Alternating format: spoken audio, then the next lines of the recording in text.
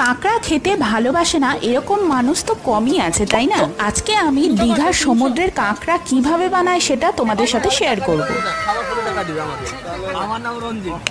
দীঘাতে গিয়ে আমরা একটা বড় সাইজের কাঁকড়া কিনে নিয়েছিলাম, তো ওরাই রান্না করে দিচ্ছিল। প্রথমে কাঁকড়াটাকে ভালোভাবে পরিষ্কার করে ধুয়ে নিয়েছে। প্রথমে কড়াইয়ের মধ্যে তেল দিয়ে কাঁকড়াগুলো দিয়ে তার মধ্যে দিয়ে দিয়েছিল হলুদ, লঙ্কার পেস্ট, পেঁয়াজের পেস্ট, লবণ দিয়ে ভালোভাবে ভেজে নিয়ে তারপর ওর মধ্যে দিয়ে দিল জল সিদ্ধ হওয়ার জন্য। ওর উপর দিয়ে দিয়েছিল জিরে গুঁড়ো আর ধনিয়া পাতা। কাঁকড়াটাকে ভালোভাবে সিদ্ধ করার জন্য ঢাকনা দিয়ে কিছুক্ষণের জন্য রেখে দেওয়া হয়েছিল। এখানে দেখতেই পাচ্ছ কাঁকড়া ছাড়াও বিভিন্ন ধরনের মাছ এখানে বিক্রি হচ্ছিল, যেগুলোর আমি নামও জানি না। তোমরা কোন মাছ খেতে সব থেকে ভালোবাসো আমাকে কমেন্ট করে জানাতে ভুলো না কিন্তু। কিছুক্ষণ পরেই দেখলাম কাঁকড়া একদম রেডি হয়ে গেছে। সমুদ্রে ঘুরতে গিয়ে এই গরম গরম ধোঁয়া ওঠা ঝালঝাল কাঁকড়া দেখতে যতটা সুন্দর, খেতে ততটাই টেস্টি ছিল। কাঁকড়া ছাড়াও আরো একটা জিনিস এখান থেকে খেয়েছিলাম, সেটা পরের ভিডিওতে তোমাদের সাথে শেয়ার করবো। তো আজকের জন্য টাটা।